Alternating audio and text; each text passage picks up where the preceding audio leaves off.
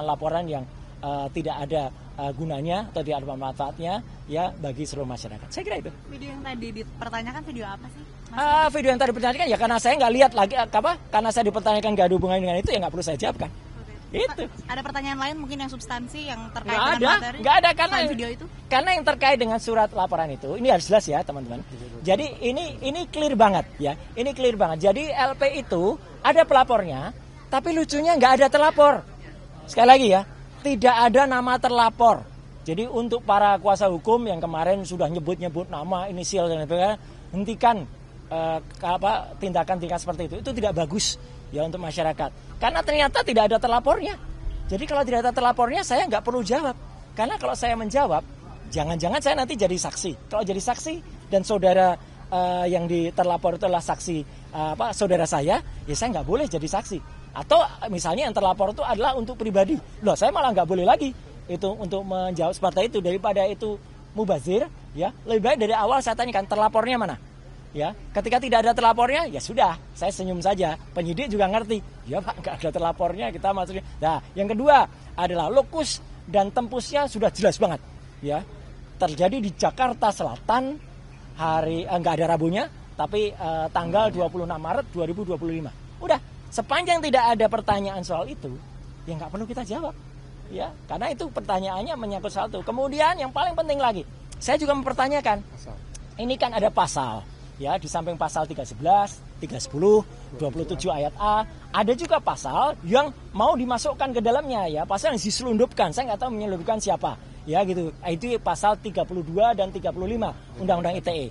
Kebetulan dulu saya ikut merancang Undang-Undang ITE bersama teman-teman yang lain. Pasal itu tujuannya, sekali lagi saya ulangi, adalah untuk transaksi elektronik supaya Indonesia itu diselamatkan dari perdagangan internasional dan kita bisa ikut. Bukan pasal untuk mempidanakan orang.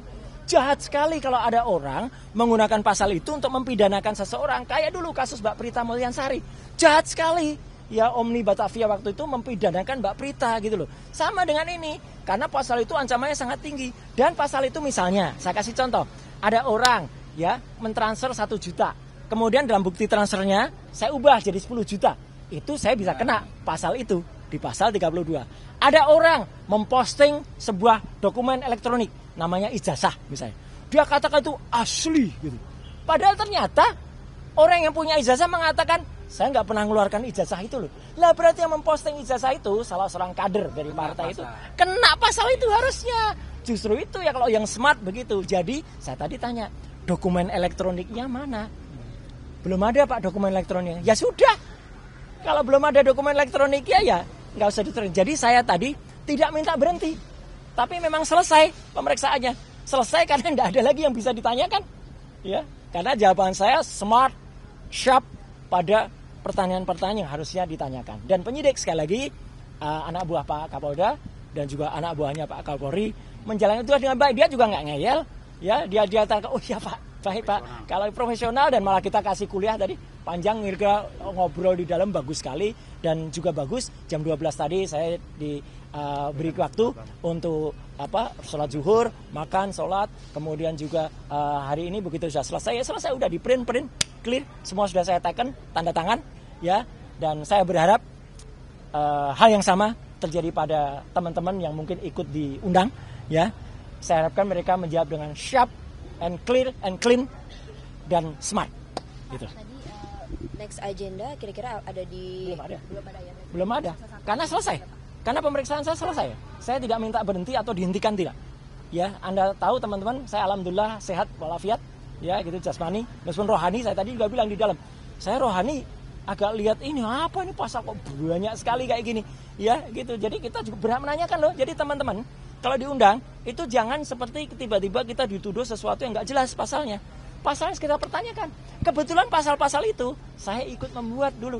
Saya jelaskan ini loh maksudnya begini. Di naskah akademiknya ini loh. Jadi harus ngerti pasal itu. Bukan asal kemudian ada pasal ini dipakai untuk mempidanakan orang. Jangan sampai ya. Jangan kita malah justru memiliki mens rea atau niat kurang baik untuk mempidanakan orang. Hati-hati. Mas Roy, siapa lagi yang diperiksa? Masih ada Dokter Tifa di dalam. Dan moga-moga Dokter Tifa juga sama. Moga-moga bisa smart dan clear dan menjawab Tapi ya kita berdoa saja dan moga-moga kalau ada teman-teman yang lain ya, saya berharap tidak banyak lagi yang harus dibuat dipanggil atau bahkan dibikin susah dengan ada laporan yang nggak jelas. Ya. Ini laporan nggak jelas ini. Laporan kok nggak ada yang terlapor. Sekali lagi loh ya, bohong kalau dikatakan sudah ada terlapornya. Nggak ada. Dalam klarifikasi itu belum ada terlapornya. Ya, itu.